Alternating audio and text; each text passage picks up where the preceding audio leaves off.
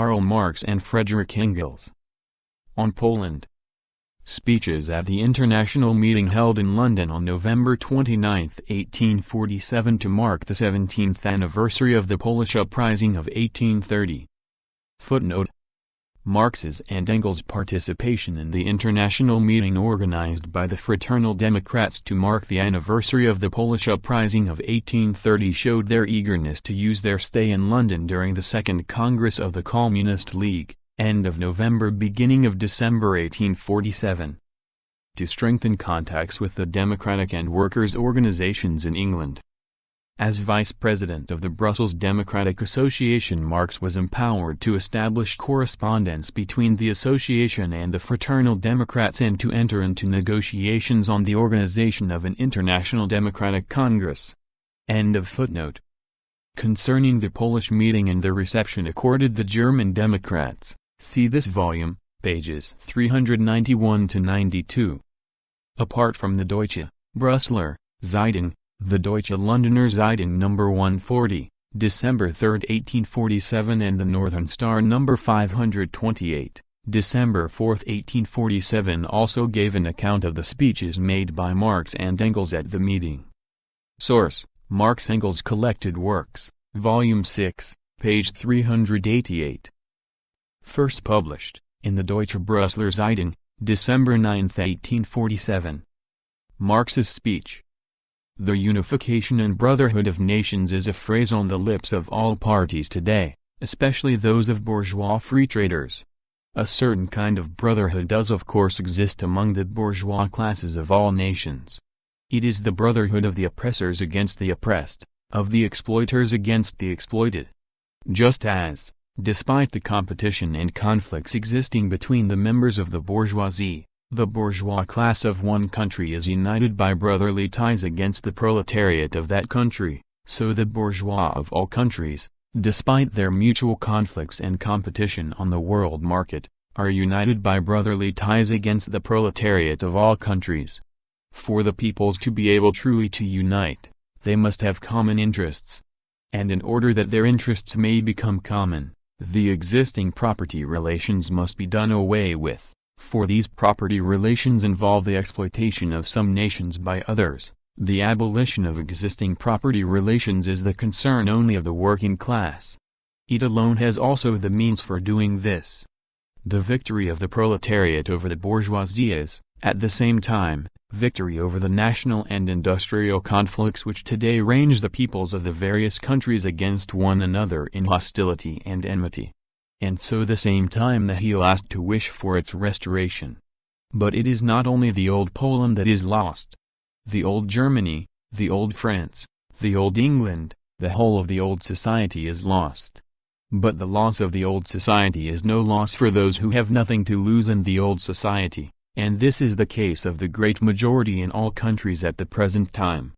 They have rather everything to gain by the downfall of the old society, which is the condition for the establishment of a new society, one no longer based on class antagonisms. Of all countries, England is the one where the contradiction between the proletariat and the bourgeoisie is most highly developed.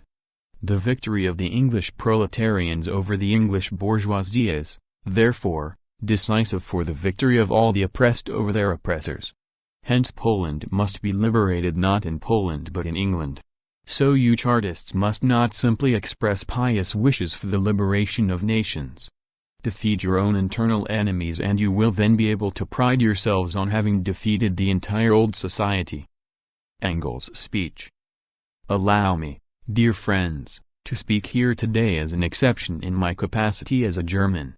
For we German Democrats have a special interest in the liberation of Poland.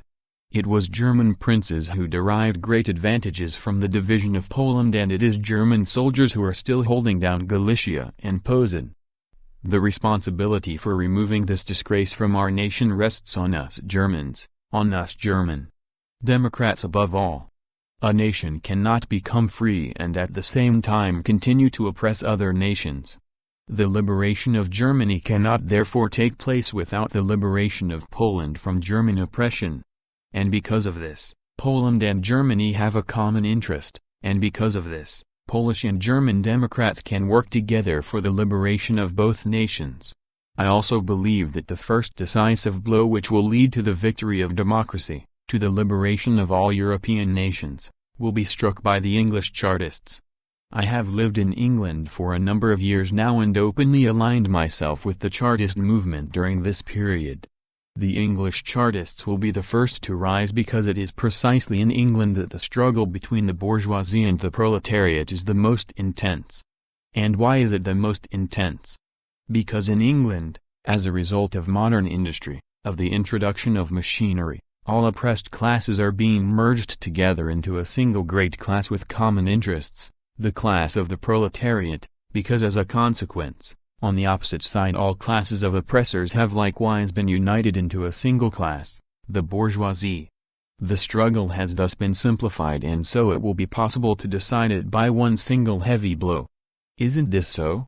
The aristocracy no longer has any power in England, the bourgeoisie alone rules and it has taken the aristocracy in tow. But the whole great mass of the people stands opposed to the bourgeoisie, united in a formidable phalanx, whose victory over the ruling capitalists draws nearer and nearer. And you have to thank machinery for this elimination of opposed interests which previously divided the different sections of workers, for this leveling of the living standards of all workers. Without machinery no Chartism, and although machinery may temporarily worsen your position it is nevertheless machinery that makes our victory possible. But not only in England, in all other countries it has had the same effect on the workers. In Belgium, in America, in France, in Germany it has evened out the positions of all workers and daily continues to do so more and more. In all these countries the workers of all nations is the result of the party interests of the workers of all nations is the result of machinery is an enormous advance. What follows from this for us? Because the condition of the workers of all countries is the same, because their interests are the same, their enemies the same, they must also fight together, they must oppose the brotherhood of the bourgeoisie of all nations with the brotherhood of the workers of all nations. End of, On Poland, by Marx and Engels.